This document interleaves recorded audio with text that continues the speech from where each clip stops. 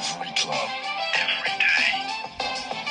The Global Sports Podcast Network.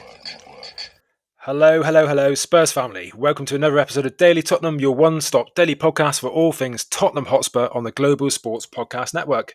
Good morning, good evening. I'm Chris Mervyn, and we are talking about that embarrassing pig of a showing by the team last night in our humiliating loss to Liverpool, losing 4-0 in Thursday night's match in the second leg of the semi-final. Before I introduce my co-host, Ollie, I'd like to say a few words. There's something I want to get off my chest. And I've seen it way too much this season. Senior players, where are you?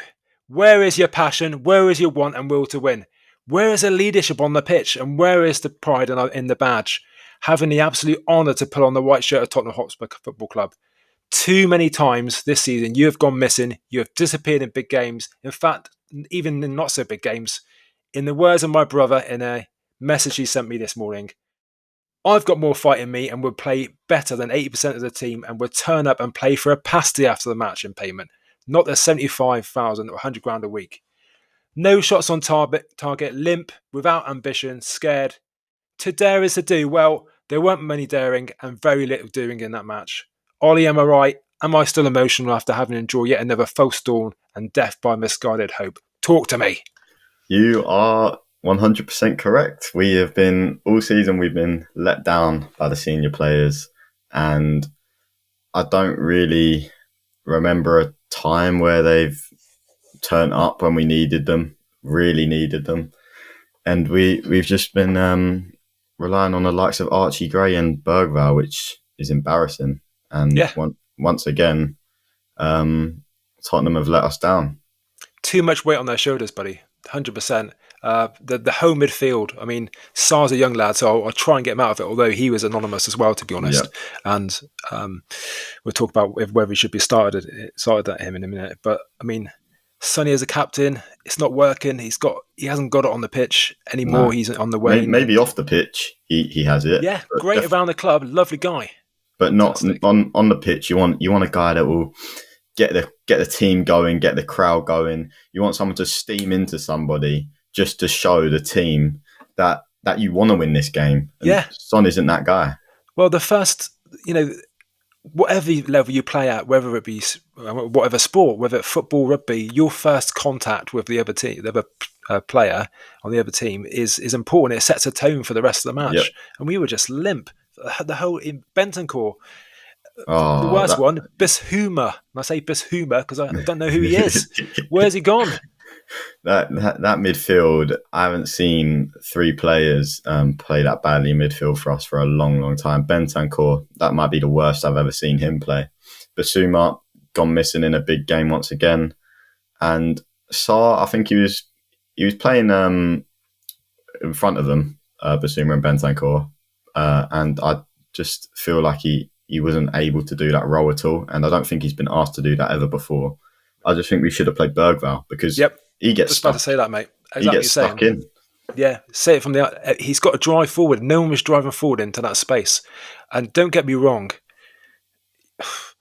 Look, we're going to talk about negatives of Spurs now because ultimately that's all we've got currently. We've got a few positives. Bergvall is one of those. But in general, yes, we were up against it. It's a very, very strong team, Liverpool. But football matches and one-off matches are there to be won. Yeah. And you've got to go out and try and get it. And that's what players, It was pathetic. Should be doing. It really was. So starting lineup-wise, we had Kingsley in goal. I mean, there's been quite a lot of murmurings now that our other goalkeepers are, pushing and coming back, aren't they? So Vicario's back in training. Yeah, so it's going to be interesting what happens there. He didn't have the greatest game, in my opinion. He made a couple of decent saves, but he gave away the penalty for fouling Nunes. It wasn't brilliant. It wasn't terrible. The pressure's on. The pressure is on. In the space of 4 or 5 games, we've managed to make him start to look from looking like a number 1 for us, then now looking like probably a number 2 for us. Yeah. And that's just symptomatic of where we are as a club, I guess. It's not great. So starting back for Obviously started with Danzo, a new signing, and I thought he was relatively positive for his first game. I thought he did quite well, to be He fair. got the team up the pitch a few times, which was good. He was one of the only players doing that, and it shouldn't have been him because he needs to be playing at centre back. But he looked quite good. Got stuck in, made a few decent blocks. He looks really quick, which is good to see. And yeah, pretty positive for him. He didn't have a bad game really. Yeah, I mean, he's gone and changed it up a little bit from what was previously, as I said. And I totally understand it because he needed that pace and he was worried about Liverpool. Of course it was. But I just wonder if he could just kept his defence exactly the same as it was, because it was relatively settled. It was Settled. Yes, it had issues, but it was settled for a few games. Yeah. But I understand that once it's a big sign-in. Well, any sign is a big sign-in for us anyway. Any sign is a sign-in. And he was put in there to do a job, and fundamentally he did quite well. I think he came out with some positives, I think. I don't think Ange can win though, really, because if he plays Danso and we lose, then people will say, "Oh, you should have kept it the same." If he kept it the same and we lose, people will say, "Oh, you should have played Danso." You signed the guy, so you can't really win, to be honest. Exactly. And we'll talk about Ange and. Will he ever be able to win anything? As in win the fans over sometimes. There's certainly a large section of them. We'll talk about that perhaps in the second section of this podcast. But, I mean, going back to the team there, I mean, we obviously had Spence and Gray and Ben Davies as well. Spence, again, I thought did pretty good. He was caught out a few times, but that's because he was really trying to push the team on because we were sitting so far back and letting them come on to us. And there seemed to be no want and will. And Archie Gray wasn't his best game I've seen him play, for us, to be fair. But again, the guy's young and the guy was put under pressure. And yes, sometimes Kinski should have just, kicked it straight away rather than taking that touch. That caused a few issues. But we were sitting so far back that when they try to play it with the defenders and the keeper, they invite pressure onto them. And of all the teams to do it against, Liverpool as a pressing team, they're phenomenal at it, and their energy levels are great. And you've got a big burly striker as well, and fast wingers, and especially when Nunes nonsense. is playing. Nunes is dangerous, and you don't want to be playing like that when he's on the pitch. Yeah, he's just a menace. He's just a menace. He's physically really strong, and I guess that's what Ange saw and thought. I need Danzo to be with him as well, and obviously set pieces, etc., etc. It wasn't a great one. Any positives? I mean, the midfield wise, I would have started with Bergvall as well, rather than Sarr, because I think he's got both. Sarr can't drive forward in that sort of in a free in the top of a triangle. He can't do that. Bergvall's got the ability to defend and go forward, where Sarr is just intercepting and defending. He's an engine. He's an engine. Yeah. Most teams have an engine there, and that's what he is. But unfortunately, the two players behind him really let him down. Sonny, again, yes, it could be because he's been overplayed. But if you can't get up for a semi-final, second leg when you're 1-0 up... He's a captain. Yeah, I mean, that's disappointing. And it's really, really hard to say that as a Spurs fan because he has done so much for us. And he could have gone a few seasons ago. He could have gone, last season to different clubs. He chose to stay with us, but you've got to question it. He's 100%. He's on the way. He's on the downward trajectory, so we say. And he does need that sort of rest period longer, obviously. But he is. I see him as an impact player now, and I guess that's what Ange wanted to really bring him on for, really as well, a bit of impact. But he's had to play him from the start and had to overplay him as well. Yeah, he's been massively overplayed, and he has. He really has. Richarlison was all over the place like headless chicken, causing a menace, but he absolutely burnt himself out. Yeah, injured that's again. Him gone. I'll be honest. The guy wants to play for the club, but he's a liability. Send him off to. I don't even care if he doesn't want to go to Saudi. Ship him off to Saudi, get some money, and but that when we can pay off Tell with that money, then I guess. I don't want Richarlison at the club anymore. He works for the team, but he's injured too often and he can't get going, and he hasn't got going since he signed. Yeah, I would prefer to see Dane Scarlett. At least he's a more rounded individual, and he will get in front of his man as well. Look, don't get me wrong; it's a difficult game to be a striker because you had a lot holding up with no real runners because they're so far back.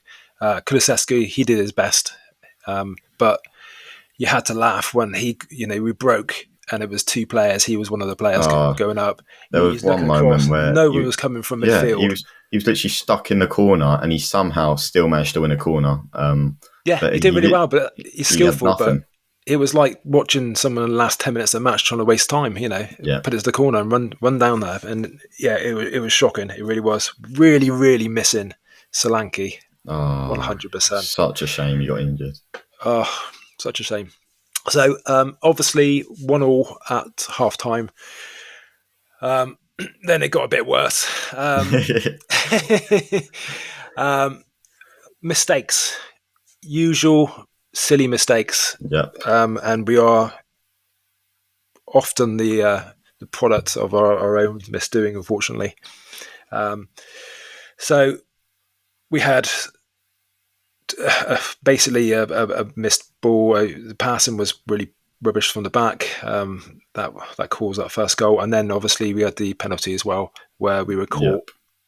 And I mean, Kinski had to come out for it, to be fair, but he was never going to get that. No. So it was always going to be that way, unfortunately. Superb penalty, I must say, from Salah. I mean, give him his dues. That was a cracking penalty, but there's no pressure. They're already winning. I actually, I don't really like Salah's penalty technique, but it was a bit different yesterday. He kind of curled it into the top corner instead of just smashing his foot through it, which he normally does. And it was a great penalty. No chance Kinski saved it. Yeah, it was. And then obviously the Gakpo goal was again, probably because we didn't control it enough in midfield. A good finish again, but why is he let? He was quite often it was him or Salah was left on the back post, quite open. They only had to put a ball across. Conor Bradley played pretty good, but he had the space to do what he does on it as well. It's a shame because I think Trent, if Trent was playing, they wouldn't have been so dangerous. Bradley did really well, to be fair. So yeah, difficult times. We saw Tell come on. And Bergvall around 60. No, hang on a minute. Was it sooner than that? Tell was the end of the first half. Yeah. So that was end of the first half, and then we have Bergvall come on as well. Tell, first impressions of him, in my opinion, he looks to be more of a winger, come striker, rather than a centre forward. He was never going to make very well. Yeah, he was never going to make much of an impact up against Van Dijk and Konate. I feel like. It's such a shame Richarlison got injured because I would have brought Sonny off and brought Tell on the left wing, because I feel like he could have made a good impact up against Conor Bradley, because there would have been space to go into when he had the chance. Yet again, though, it's the decision's taken out of the manager's hands, unfortunately, due to injury, which has happened a lot. And I feel sorry for the guy. I was listening to a podcast this morning, and he basically said they were saying about Ange from when he started to what he looks like now in press conferences, and he looks like he's aged like 10 years. And it's no wonder, is it? It really isn't.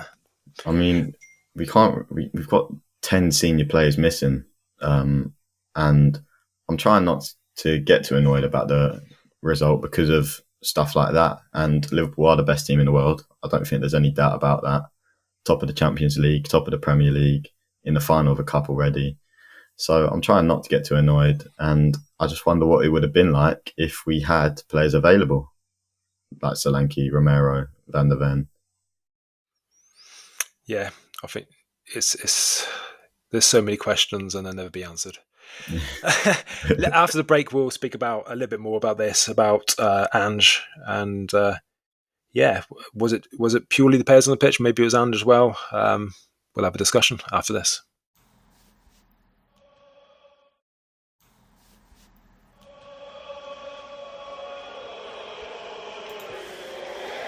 This podcast is part of the Global Sports Podcast Network, the only network bringing you exclusive daily news and views on your Premier League team, the Premier League, women's football and fantasy football. A unique listening experience that puts fans first, bringing you the very latest breaking news from your team. Subscribe wherever you get your podcasts and make us your first listen every day. Global Sports Podcast Network. Every club, every day.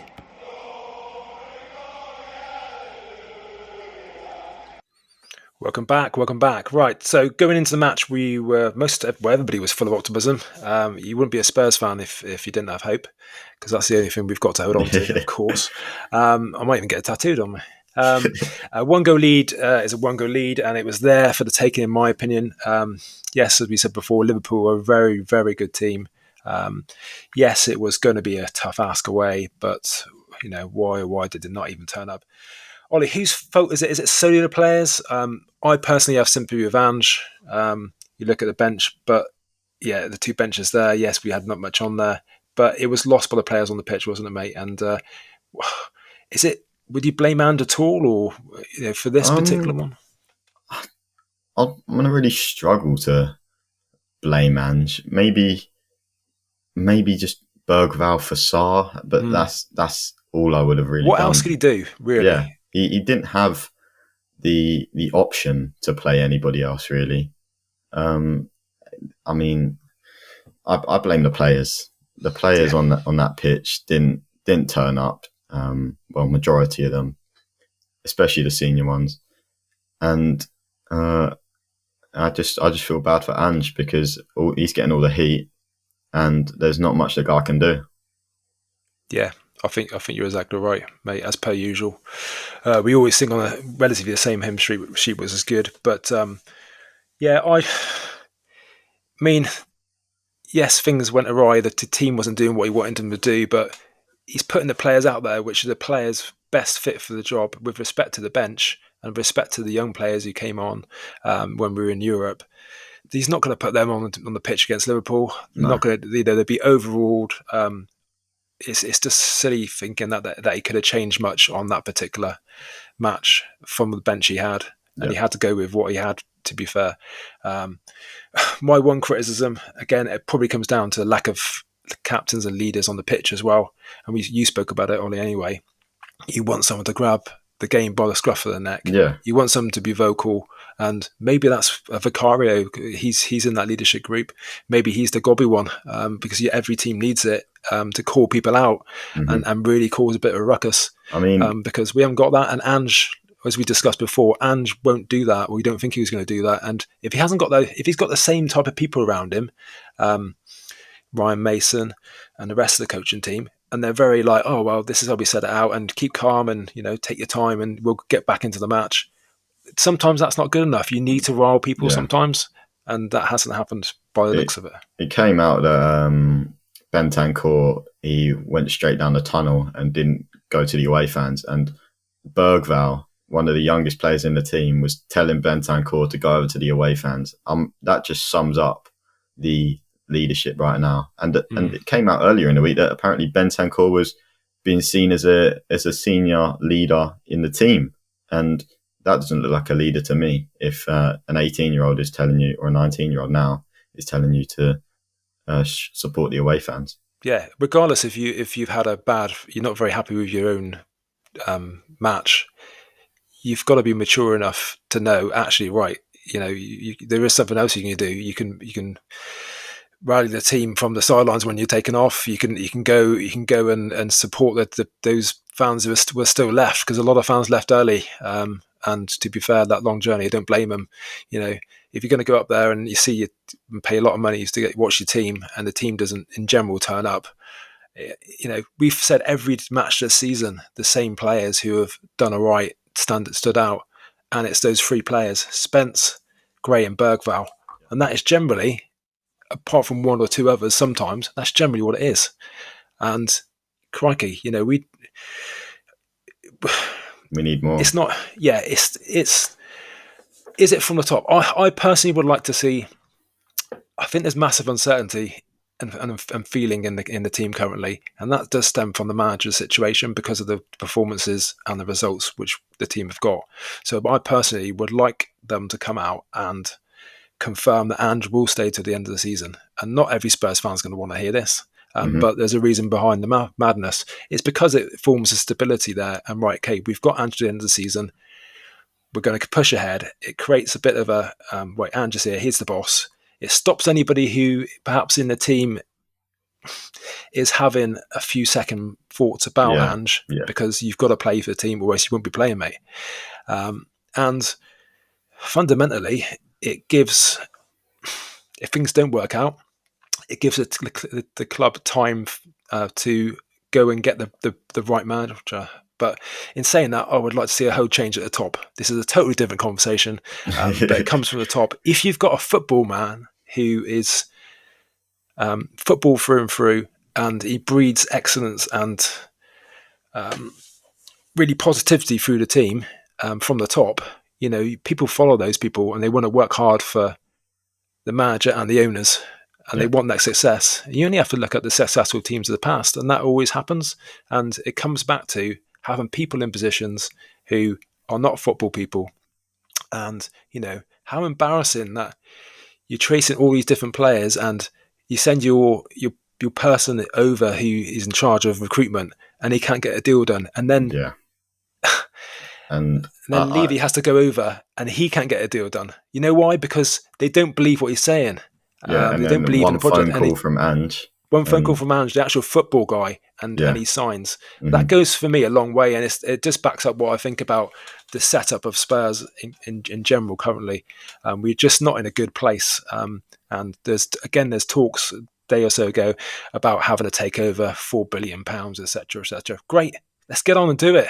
Let's get them out and let's get a different structure in. Yeah, you should be careful what we wish for, but I wish for anything but where we are currently. We can't. It's heartbreaking. We've had it for too long with Levy. He built a great business, but he killed the club, and it needs to change as soon as possible. Yeah, 100%, mate, 100%. After the break, we will talk about Aston Villa FA Cup on Sunday. It doesn't rain, but it pours. Let's talk about it afterwards, mate.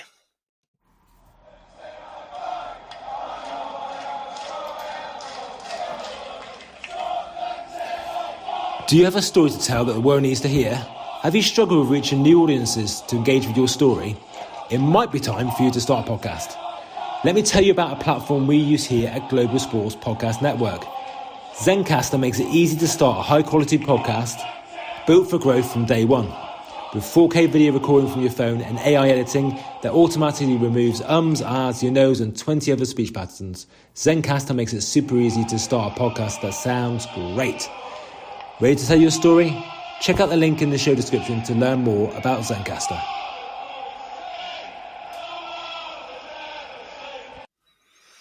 Okay, so moving swiftly on, as most Spurs fans usually do after a match. Sunday, we have the FA Cup match against Aston Villa. Villa, very, very busy in the transfer window. Very busy. Probably most of those will be registered. Is Rashford cup tied? Has he played in the FA Cup? Probably not, because it's quite early doors. Yeah, I don't think he would have, because I think he would have been kicked out of the team. He was. Yeah, you're right. And oh my goodness, don't know where to go on this. To be fair, I really don't, mate. What are your thoughts on the FA Cup on Sunday? Do you think we go and change a team? He can't change much in the team. He's not going to go against Aston Villa and play total youth players. He's not going to do that. No. There'll be a cry for it, but that's stupidity. We've this is a real test of character for the squad, and Ange. We've got to bounce back and recover. It's a quick turnover to Sunday, and I think he has to play the strongest team, because I think Ange will know this is a competition we can win. Although Liverpool beat us in the cup yesterday, there's always a chance we can still win a cup like the FA Cup, and Ange will know that. I think he'll have to go as strong as he can do. He's confirmed that we won't have any of our 10 injured players back, so it's going to be the same players that played yesterday. It's going to be a struggle though. Yeah, I would put Bergvall on 100%. Absolutely. To drive forward, because you need something more in midfield. It's just you just can't have 3 defensive-minded players, and that was the wrong thing to do. But I mean, with Ange, he gets told off. If he he gets criticised if he changes the formation to try and do something a bit different, like he did against Everton. But obviously, with that, he had the injury to Solanke before that, so he basically it stuffed him up. So the guy is, if you said, Ange, can you give us your lottery numbers, you would disregard everything the guy says because he's so bloody unlucky. Excuse my French. But it's going to be a difficult one. Villa, they're in a good place. He's got a really good team going on there. Good vibes from them as well. So they lost. They had a poor result against Wolves. In the Premier League, but they are a different beast playing at home. They've only lost 2 games there since May 13th, 2024. So only a few months away from being a year, and losing 2 games at home in that space of time is just ridiculous. Yeah.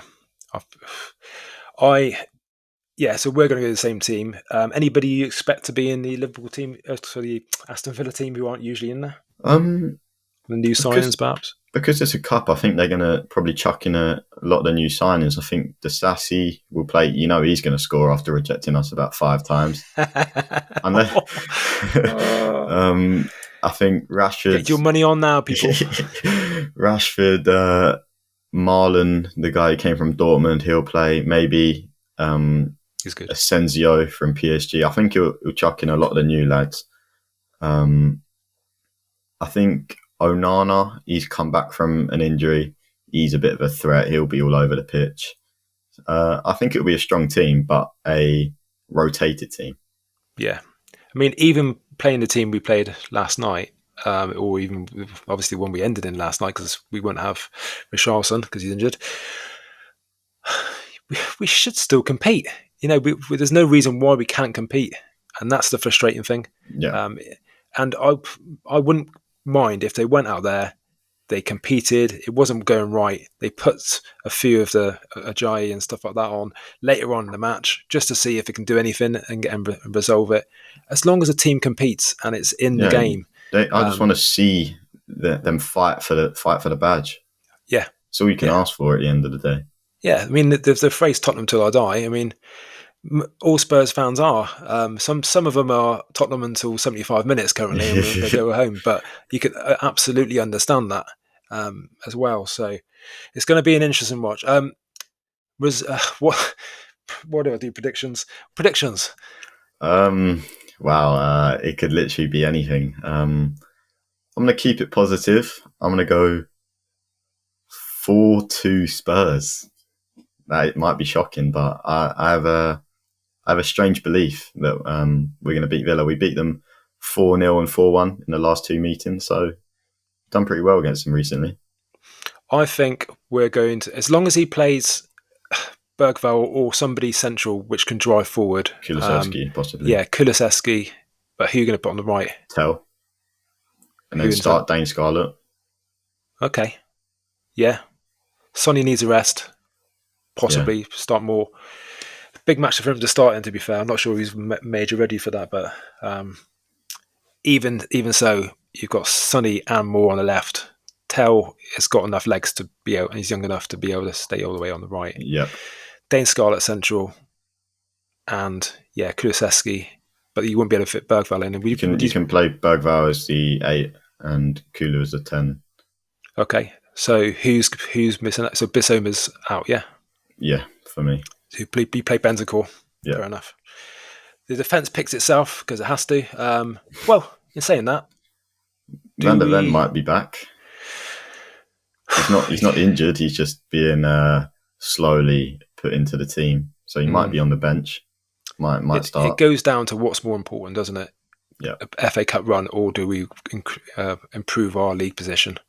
So it'd be interesting to see what he does there. But either way, we've got to get something out of it as per usual, and we need to see a performance. If not, that's a minimum criteria. The guys that turn up and play for the badge, so that actually you can be proud of the team's effort. You might disagree with the way they do stuff and how they play, but you want to be proud of them. I was really what I was really worried about was getting battered by Liverpool like we did, and then we'd just be done for the game against Villa. If we narrowly lost to Liverpool, I think the team wouldn't be too disheartened because they are a great team, but we did get bullied by them for 90 minutes, and you want to keep the momentum we built before the Liverpool game going into the Villa game, and I think we're gonna struggle with that, unfortunately. Yeah, I think it's going to be a tough call for us to go out to Villa and get anything from it. I would like us to compete. Of course I would. I would like us to get a goal or two and just to get a bit of confidence about it as well. It's better to lose by being in the game than being absolutely whitewashed like we were against Liverpool at the end of the day. So nobody wants a draw, and I usually go for draws because I can never say that Spurs are going to lose. So that's why I say a draw often. So 2-2. So they go straight to penalties. They do go straight to penalties, yeah. That'll be interesting because we could, yeah. Well, who knows? That's like watching Spurs currently. It's absolute penalty. Sometimes we'll do all right, and most of the time we'll miss them. Yeah. To get a shot on target would be nice. No shots on target there, crikey, which is crazy. But no, I'm going to go for. I think we will score. It's going to be interesting. It really is. But we want a performance. End of the day, we've got to start quick. Yeah, definitely. Okay, anything else you want to put across? No, that's it. Yeah, the numbness came back last night, but until next time, it's goodbye from him, Ollie Kasabi. Goodbye, and it's goodbye from me, Chris Mervyn. You've been listening to the Daily Tottenham podcast. Please follow us on @DailyTottenham. And GSPN, the Global Sports Podcast Network on YouTube. You've been listening to Daily Tottenham. Come on, you Spurs! Every club, every day. The Global Sports Podcast Network.